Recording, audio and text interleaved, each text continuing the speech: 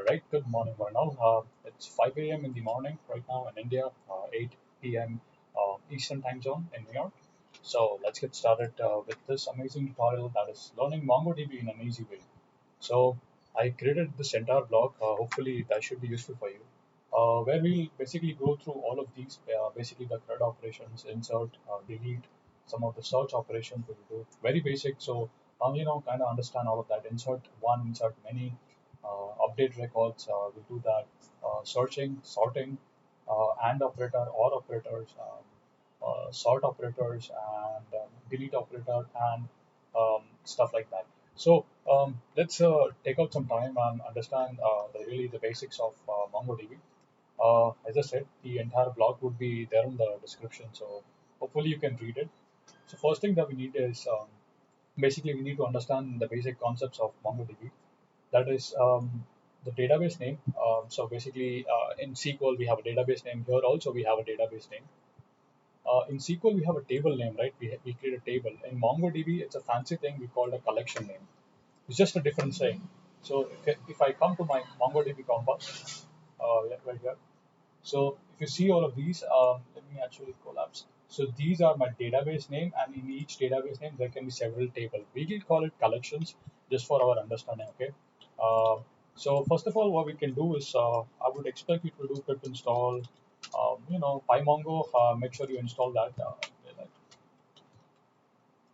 Okay, so do a pip install, run all the libraries. So we know the basics now, at least the database name and the collection name, what it is. So whenever we want to work with MongoDB, what we do essentially is basically we have to create a client object because somebody wrote a class for us, the helper library, and essentially what we are trying to do is we are essentially consuming that library. So we create an instance of a class. So first of all, even before going that, my part one of my video covers how to install MongoDB through Docker container. For just people who do not know, let me see. Uh, this is the Docker file. It's there on the part one. I would expect you guys to watch that one. So we just say Docker compose up, and it would start a MongoDB cluster for us. That's the connection URI. Basically, it's basically formed as MongoDB. Then it's formed by colon slash slash username colon password, and at the rate if basically it's the IP address and the port number. Replace these credentials with whatever you set it out. If it's somewhere in the cloud, it would the local host would change to an IP address or a domain name of your server. So that's that. Okay. So once you import a Pymongo, what you want to do is you want to create an instance of a class Mongo client. Remember, you have to import Mongo client. So I would say from Pymongo import Mongo client. Okay. So once you create an instance of a class, it takes several arguments, that is host, port, and max pool workers. I'm just using host, but if you want to explore more, shift and tab should be the one, and it basically tells you all the different arguments that it takes. So okay, so that's that. So first of all, getting all the database name. So you can say client dot list. Let me actually zoom in, because people always complain that they have issues, viewing it. So I would basically, when you create an instance of a class of Mongo client, you would say list underscore database underscore name. This would give you all the database name which is there on the Mongo cluster. Essentially, if I go to my compass, these are the names that it's throwing out. If you want to get the table name or the collection name, you have to specify which database do you want to select. In this case, I'm saying, hey, I want to grab all the collections of the tables from the database name person, right? So essentially, I gave that. And what you do is basically you create so you have an instance of a class, a Mongo client, basically in a hash map or in basically in just just how you select an array, right? You specify the database name, in this case it's person, and then you just have to say list underscore collection underscore names. That's a method inside that class. So as you do that, what it does is basically it throws a list attribute, and it gives you all the basically list of collections in that particular table. Inserting records in MongoDB is very, very important. There are several things you can do. Insert one, many, and inserting pandas data frame. That might be very, very useful. Let's create a new database, basically, which is called languages, and would have a collection table name called language. So the name of the database should be language, and the table name should be language. Languages is the database name. Language is the table name. So if you want to create a new, all you have to do is client First, always it takes a database name. The second attribute is a collection, and on that you can run the operations of the methods. So in this case, I'm saying, hey, insert a record. It takes a JSON dictionary or a simple dictionary. So I'm giving it a key value pair. As you can see, these are the values, and on the third languages, it's an array. Okay, so when you do that, when you run that, it's gonna give you uh, the address. Basically, it spits out some address. Basically, I believe they could have done something better here in the class. They could have overridden the method under str, and instead of giving this address, it could be a meaningful whatever. That's fine.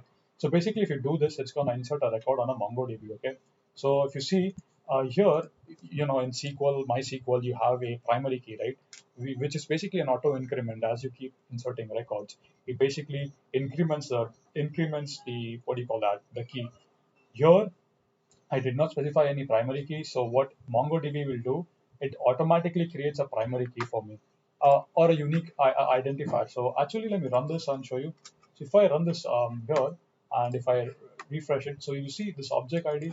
This is what MongoDB gave us. He basically made a auto ID for us. But if you don't want that to happen, and if you want to specify your own keys, what you could do, you can simply override the underscore ID and give your ID. So in this case, if I run this following code and try to refresh her, so now I have an ID one. So we did do that. And if you can see language and array, you can of course do that. Now insert many. If you have a list of objects or list of dictionaries, all you can do is simply call the insert many and specify the data attribute to that. So let's try to run that. So if I refresh my Mongo, we have all of that. Okay, so that's a insert many. After that, let me talk about pandas data frame. If you want to insert a pandas data frame, so I just created a pandas data frame. I want to insert this. So it's pretty easy. You basically again create an instance of a client object. You specify the database name, the collection name. You use the attribute, use the method insert many, and then you just use the built-in keyword and built-in method in pandas. Say df.to underscore dict. You say a record and order is equal to false. Now what happens is as soon as I run this, MongoDB will insert items for me, and sure enough, it does. Okay.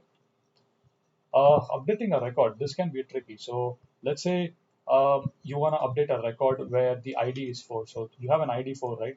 You want to change this name. Okay. So what I did is basically you can use find one and update. So, and you can, first thing it takes is, and it's basically a query. So we want to say, hey, grab the ID. Okay. Grab the ID where it's 4. If you get the ID, replace that with the new data that I'm providing you. So in this case, if I run this, now it gave me a response. And if I actually try to refresh here, so it changed the data, you see. But what if I just want to change one attribute? I don't want to change the entire record. I just want to change the name. In that situation, you can say, um, again, as I said, you can specify a search attribute or a filter, and then you can say $set, and it takes an object. The object is a key value pair. So I'm saying set this name to whatever you want. So if you do this, refresh that one. Here you can see it's been reflected. Okay. So remember, if it does not find the record, it will basically insert a new one. Okay, that's something I wanted to bring that to you. Searching in MongoDB can be really very easy. It's not difficult. All you say is basically same thing, same conventions dot find, and it takes a JSON object or a dictionary. This is an empty dictionary. That means I'm saying that, hey, give me everything in MongoDB. That means a match all, basically match all. But if you run this, it's gonna give you a generator object. So you need an iterator to get the data out of it. Iterator is basically a for loop. So in this case, if you can see, find, and I'm running print text and break because I don't want to print all the things. If you do this, it's gonna grab all of the data from the Mongo. Let's try to use less than operator. Similarly, let's say I wanted to say, you can say find. Again, it takes a JSON object, which is a key value pair. So let me actually break this down into a multiple line. So, it's a little bit easy to understand. So as I said, so it takes a it takes a JSON dictionary. So I want to do operation on a column on a column of age. I'm saying, hey, give me all the attributes where the age is LT. That means less than 60. So if you run this, it's gonna give you all the records, so less than 60. Searching in an array could be difficult and tedious, but MongoDB makes it very easy. For example, here in this example, I'm saying, hey, give me in the language. So basically in the column language, which was an array, I'm saying give me all the record where it's Python and Java. This is an AND operator, okay? If you don't specify anything, by default it's an AND. So if you see all the record must have both the terms that I specified. But what if you want to say an OR?